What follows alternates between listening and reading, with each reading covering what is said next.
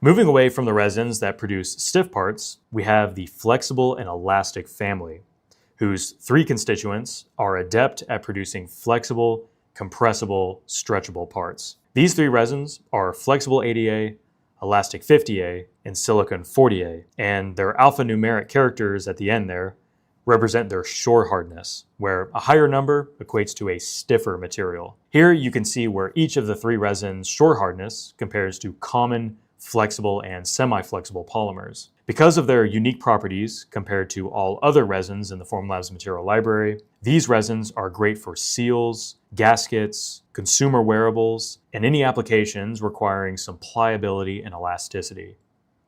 HGM Automotive Electronics started using Silicone 40A to print seals for their aftermarket, low-volume electrical connectors. After passing environmental testing in the high-temperature engine bay, exposed to all manner of common car fluids, HGM's new product offering allowed them to reduce lead time by 90% and costs by 98% compared to outsourced injection molding.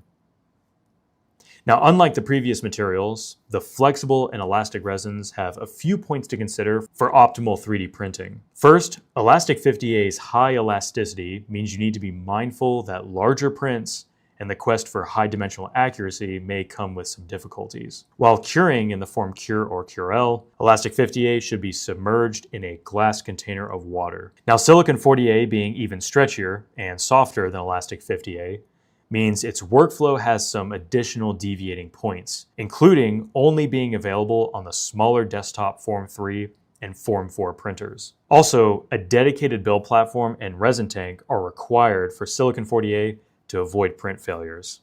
For washing, you need a mixture of 80% IPA at 99% concentration or higher, and 20% N-butyl acetate. And if the odors of N-butyl acetate are a bit annoying for you, there is an ultrasonic cleaning option that uses IPA.